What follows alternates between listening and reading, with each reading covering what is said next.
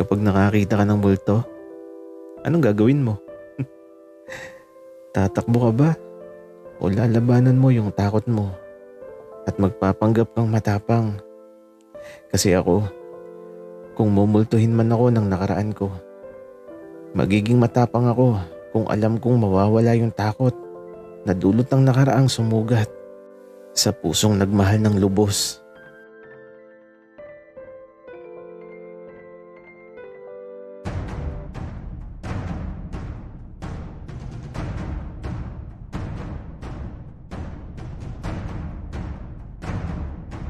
Kaibigan, huwag mong kalimutan mag-subscribe sa aming channel at huwag din kalimutan i-click ang notification bell at subscribe button. Subscribe na!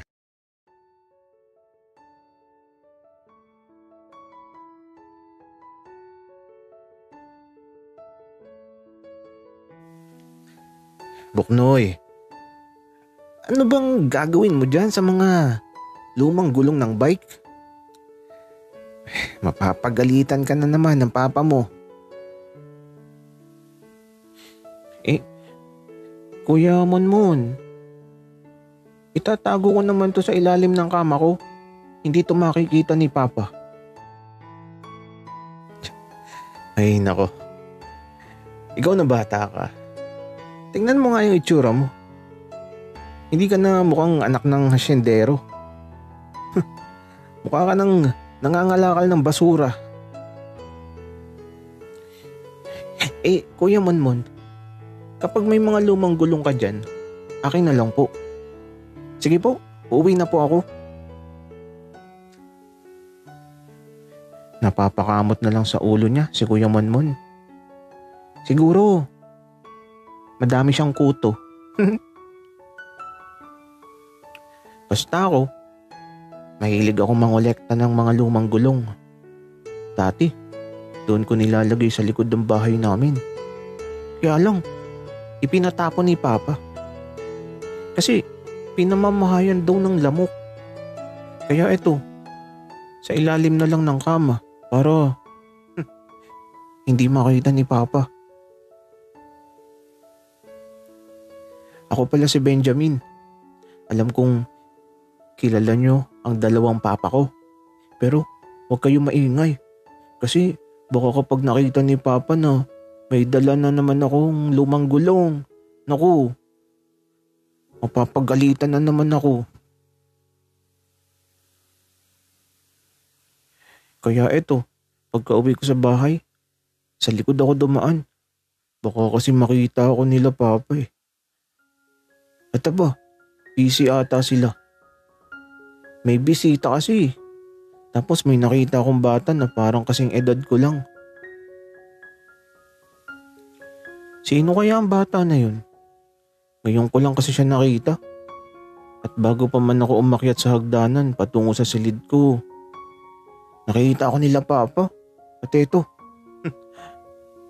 akala ko pag-agalitan ako.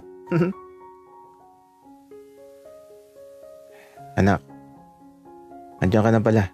Halika dito, papakilala kita. Kaya eto, lumapit ako kay Papa. Bit-bit ang lumang gulong ng bike. Paglapit ko, nakatingin lang sa akin yung bata. Tapos, pinagmamasdan niya akong mabuti. Tapos ewan ko ba, basta, nakatingin lang siya sa akin. Pasensya na kayo sa anak namin. Alam niyo naman ang mga bata ngayon, mahilig sa mga kakaibang bagay. Tsaka, hinahayaan lang namin silang maglaro sa lansangan para maging malakas ang resistensya. Nagulat ako sa sinabi ni Papa. Kasi parang iba naman yung sinasabi nila kapag pinapagalitan ako. Kasi daw, baka daw magkasakit ako. Kasi kung ano-anong pinaglalaroan ko.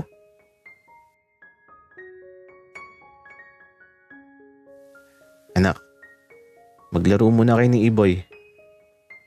Magmi-meeting lang muna kami dito.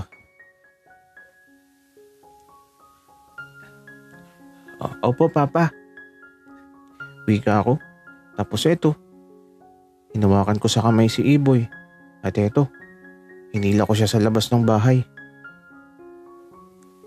Hi, ako si Benjamin. Ikaw, ano pangalan mo? Ako si Iboy. Maghugas ka muna ng kamay. Ang dumi ng kamay mo eh. Ang arte mo, Iboy. Tara, maglaro sa labas. May gulong pa ako dyan. Nakatago nga lang.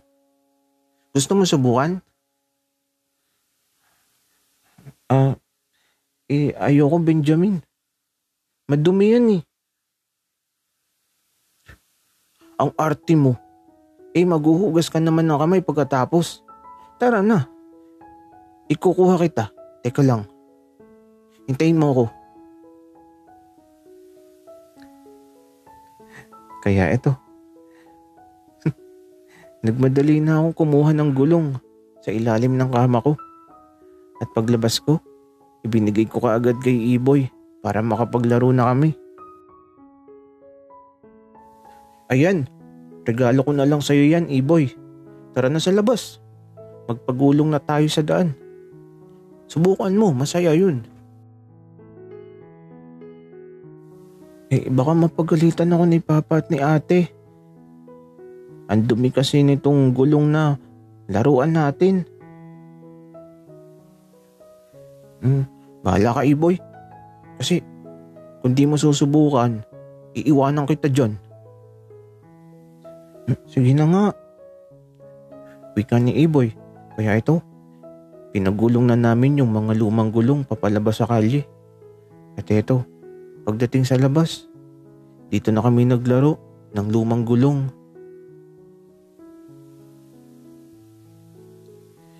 Pinapagulong lang namin yung mga lumang gulong. At ito, nakarating na kami sa bahay nila Kuya Monmon. Kuya Monmon, may kasama ako. Oh, sino yan, Buknoy? Kuya Monmon, si Iboy po. Hello po, Kuya Monmon.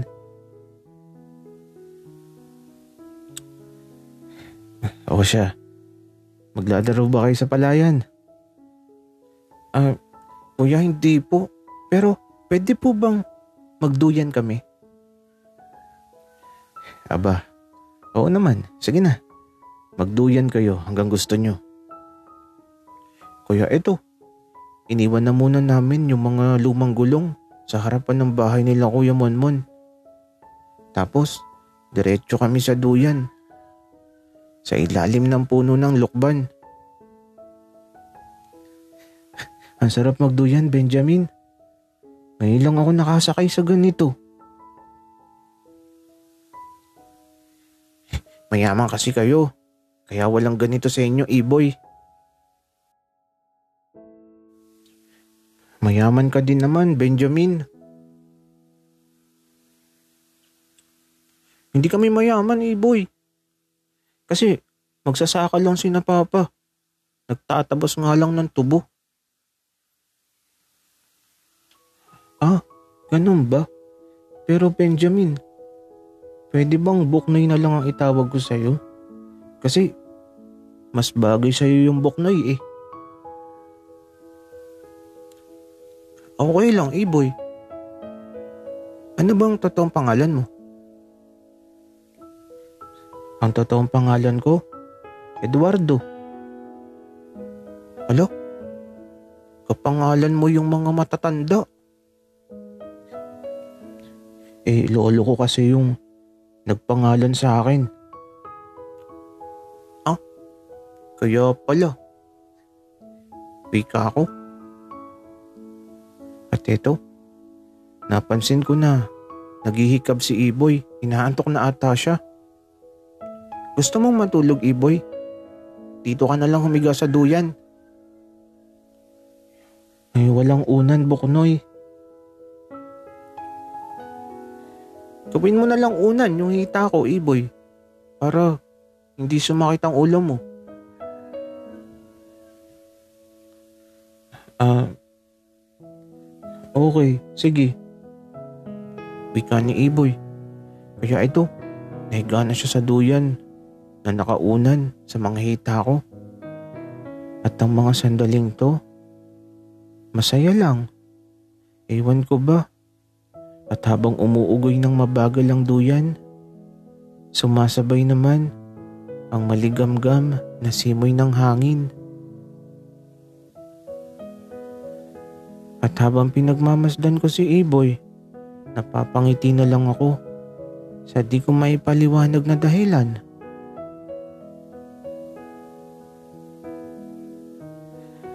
At habang natutulog siya, babantayan ko lang siya. Baka kasi napuan ng langaw.